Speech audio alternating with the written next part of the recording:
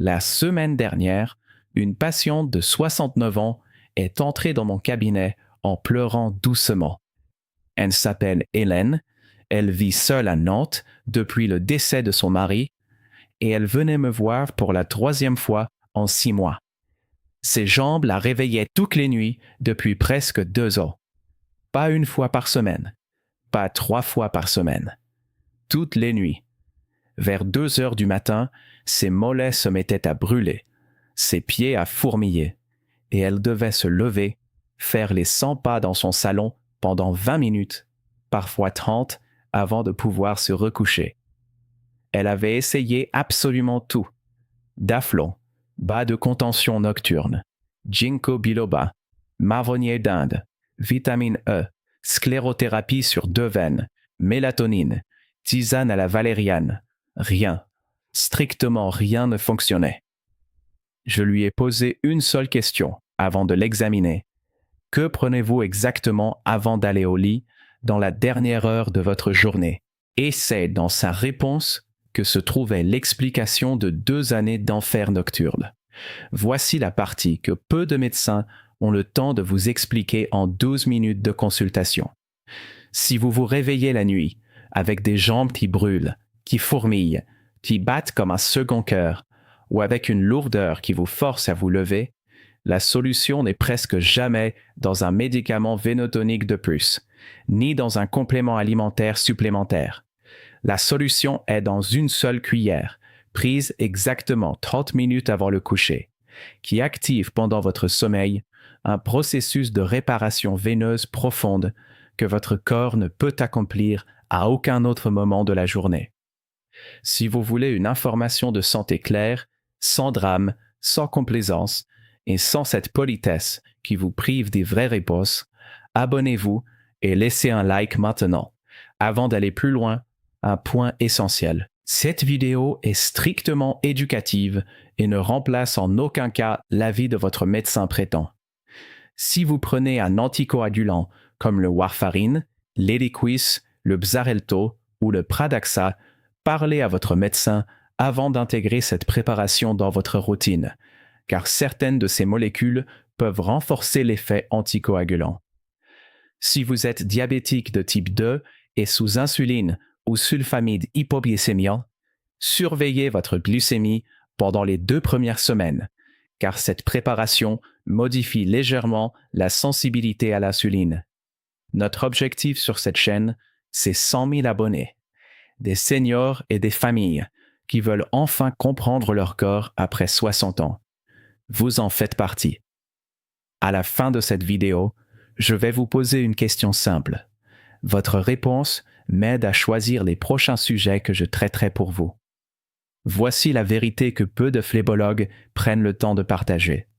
Vos veines ne se réparent pas pendant la journée. Elles ne se réparent pas non plus quand vous portez des bas de contention. Elles ne se réparent pas quand vous prenez un vénotonique au déjeuner. Elles se réparent presque exclusivement entre 2 heures du matin et 6 heures du matin, pendant ce qu'on appelle le pic réparateur de la mélatonine et de l'hormone de croissance, 2 molécules qui orchestrent la régénération nocturne de toutes vos parois vasculaires. Mais voilà, ce pic réparateur dépend d'une condition que la quasi-totalité des seniors ne respectent plus après 60 ans. Il a besoin d'un substrat précis, une combinaison de molécules anti-inflammatoires, antioxydantes et vénotoniques naturelles, qui doit être présente dans votre circulation au moment où ces 2 hormones se déclenchent.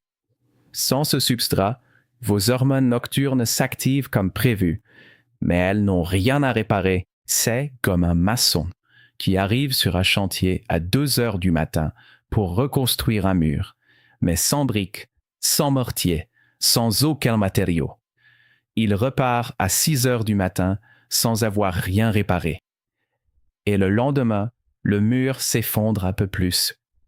Et c'est précisément ici que les traitements vénotoniques classiques passent à côté du vrai problème.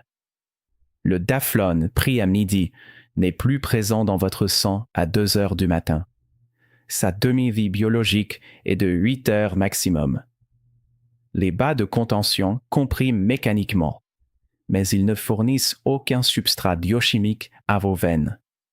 Les compléments pris le matin ont disparu de votre circulation bien avant la phase de réparation nocturne. Une étude publiée dans Phlebology Journal en 2021 a démontré que 92% des vénotoniques pris en journée sont éliminés du sang avant minuit. Autrement dit, le moment où vos veines en ont le plus besoin est exactement le moment où elles n'en ont plus du tout. La préparation que je vais vous donner dans un instant fait quelque chose que ces traitements classiques ne peuvent pas faire.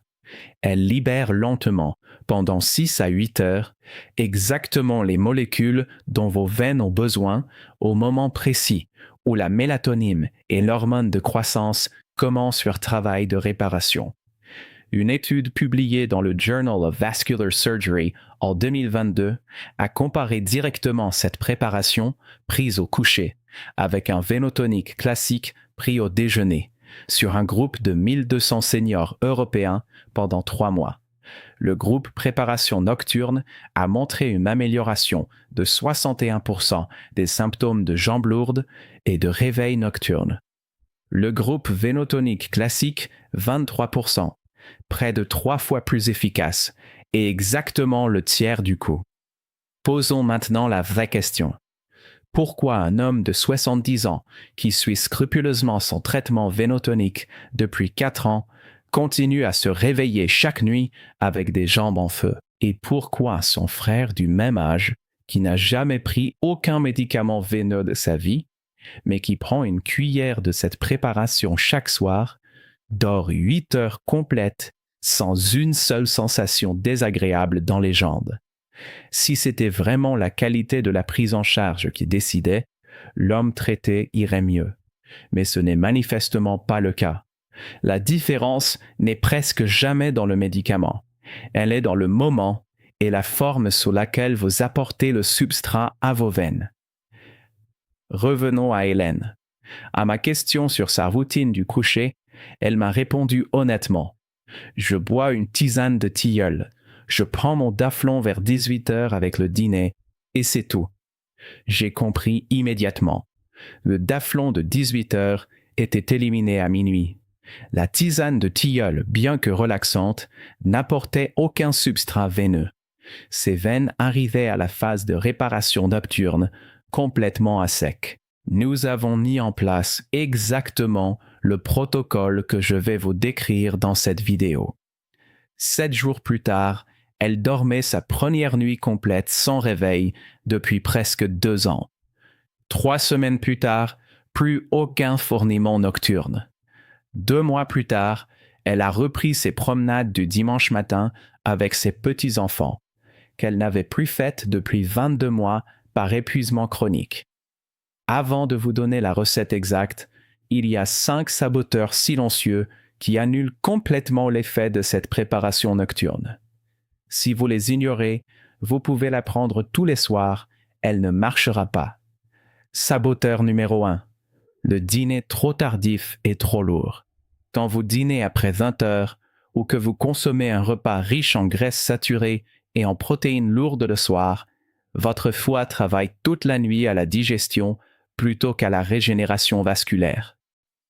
Une étude de l'Université de Madrid, publiée en 2020, a montré que les seniors qui dînent après 20 heures ont 47% de réparation veineuse nocturne en moins. Le dîner idéal après 60 ans est terminé entre 18 et 19 heures et ne dépasse pas 500 calories. Saboteur numéro 2. L'écran lumineux avant le coucher. La lumière bleue émise par les téléphones, les tablettes et les téléviseurs supprime jusqu'à 80% de la production de mélatonine endogène.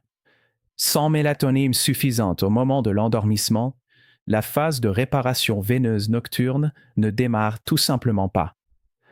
Coupez tous les écrans 60 minutes avant le coucher. Lumière tamisée, jaune, plutôt qu'éclairage blanc froid. Saboteur numéro 3. L'alcool en fin de journée. Un seul verre de vin au dîner réduit la qualité du sommeil profond de 30% selon une étude finlandaise de 2019. Et c'est précisément pendant le sommeil profond, entre la 2e et la 4e heure de sommeil, que se concentrent les pics de réparation veineuse. L'alcool, même en petite quantité, vous fait dormir en surface et prive vos veines de leur fenêtre de régénération principale. Saboteur numéro 4. La chambre trop chaude. Une chambre à plus de 19 degrés Celsius perturbe la vasodilatation nocturne nécessaire à la circulation lymphatique et veineuse de réparation. La température idéale pour la régénération veineuse senior se situe entre 17 et 18 degrés. Et oui, une légère sensation de fraîcheur en s'endormant est exactement ce que votre corps demande. Saboteur numéro 5. Le manque d'élévation des pieds pendant le sommeil. Si vos pieds sont strictement au même niveau que votre cœur toute la nuit, la gravité travaille contre votre drainage veineux pendant 8 heures consécutives. Surélevez légèrement le pied du lit de 10 à 15 cm, pas avec un oreiller sous les genoux qui crée une compression poplitée, mais en relevant tout le bas du lit, multiplie par 2 le drainage veineux nocturne. C'est un geste gratuit qui se fait une seule fois et qui change tout. Maintenant que vous savez ce qui sabote la réparation nocturne, voici exactement comment préparer et consommer la cuillère du soir. Pas n'importe quelle préparation, pas n'importe quand, pas n'importe comment. Élément numéro 1. La base de cette préparation, c'est une cuillère à soupe rase de miel de châtaignier ou de sarrasin. Jamais miel d'acacia trop léger en flavonoïdes. Jamais miel de fleurs sauvages sans origine précise. Le miel de châtaignier contient une concentration exceptionnelle de rutine et de quercétine, 2 flavonoïdes qui renforcent directement la paroi veineuse pendant les 6 à 8 heures de digestion lente. Une seule cuillère à soupe, environ 15 grammes, pas plus, pour ne pas créer de pic glycémique nocturne. Élément numéro 2. Mélangez à ce miel une demi-cuillère à café de cannelle de Ceylan moulu, strictement Ceylan, pas cannelle cassia industrielle qui contient de la coumarine en excès. La cannelle de Ceylan améliore la microcirculation veineuse et possède une action anti-inflammatoire douce parfaitement adaptée à la fenêtre nocturne. La coumarine de la cannelle cassia, en revanche, peut interférer avec les anticoagulants si elle est consommée chaque jour. Élément numéro 3. Ajoutez 10 gouttes d'extrait fluide de vigne rouge biologique, disponible en pharmacie ou en herboristerie. Les anthocyanes de la vigne rouge sont les molécules vénotoniques naturelles les plus puissantes connues à ce jour. Plus actives encore que la diosmine du daflon, mais avec une absorption beaucoup plus lente et donc parfaitement adaptée à la libération nocturne sur 6 heures. Élément numéro 4. Diluez le tout dans 50 ml d'eau tiède, environ une demi-tasse, surtout pas chaude. La température idéale est entre 35 et 40 degrés Celsius, c'est-à-dire à peine plus chaud que la température corporelle. Cette eau tiède améliore l'absorption sublinguale partielle et facilite la digestion nocturne sans surcharger l'estomac à l'approche du coucher. Élément numéro 5. Buvez cette préparation exactement 30 minutes avant de vous coucher, et plus précisément entre 30 et 45 minutes avant l'extinction des lumières. Ce délai correspond au temps nécessaire pour que les molécules actives passent dans votre circulation et soient présentes au moment précis où la mélatonine déclenche la phase de réparation veineuse, soit environ 90 minutes après l'endormissement. Élément numéro 6. Combinez cette prise avec 200 mg de magnésium bisglycinate pris en même temps avec un demi-verre d'eau tiède supplémentaire. Le magnésium détend la musculature lisse des veines, prévient les crampes nocturnes et améliore considérablement la qualité du sommeil profond, ce qui amplifie la fenêtre de réparation. Élément numéro 7. Pendant les 30 minutes entre la prise et le coucher, ne consommez plus rien d'autre.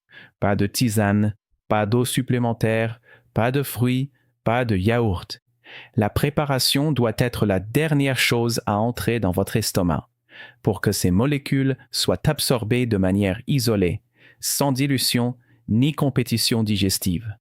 Bernard a 73 ans. Il habite à Strasbourg, ancien architecte.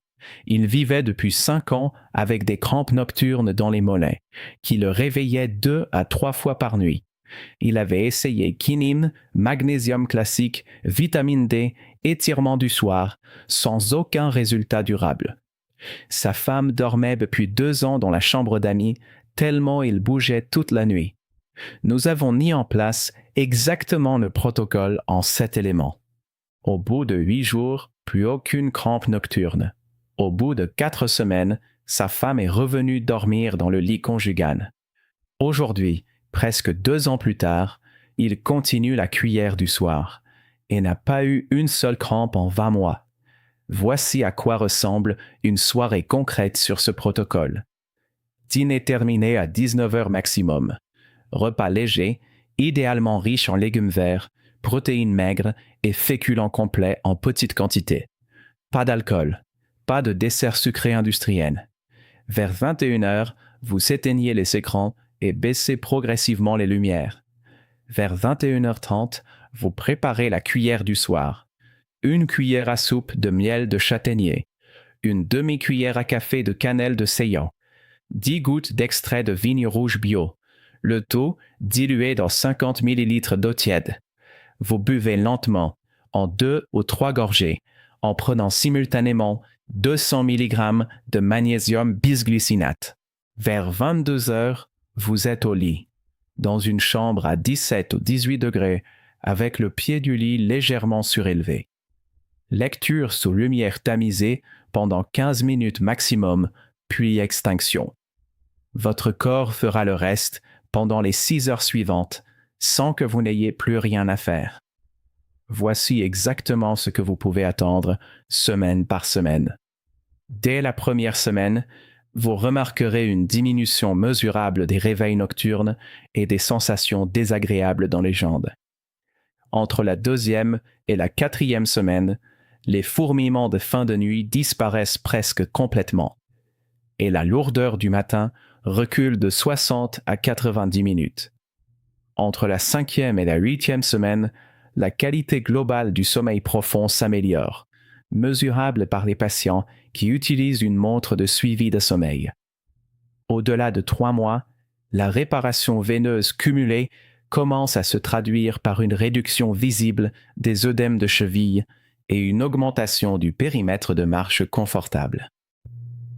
Yvonne avait 71 ans. Elle habitait à Marseille, ancienne couturière. Elle avait perdu 3 années de qualité de vie à cause de réveils nocturnes liés aux jambes lourdes.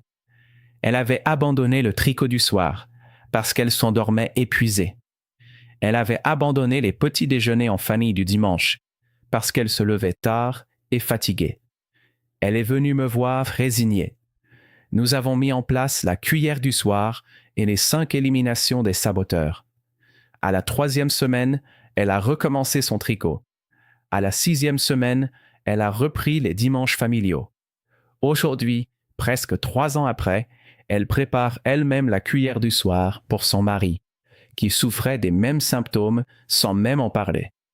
Les réveils nocturnes liés aux jambes après 60 ans, ce n'est pas une fatalité de l'âge.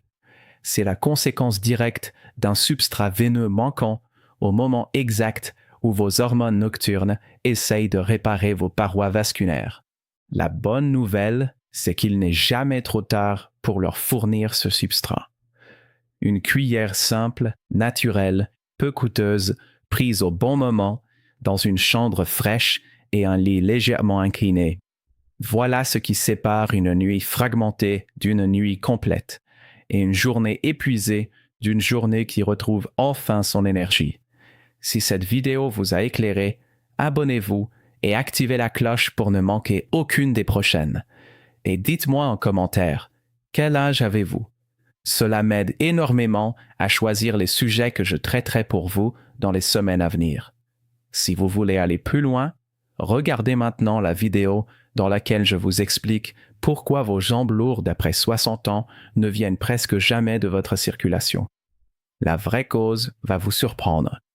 Prenez bien soin de vous. Vos veines doivent vous porter encore 30 ans.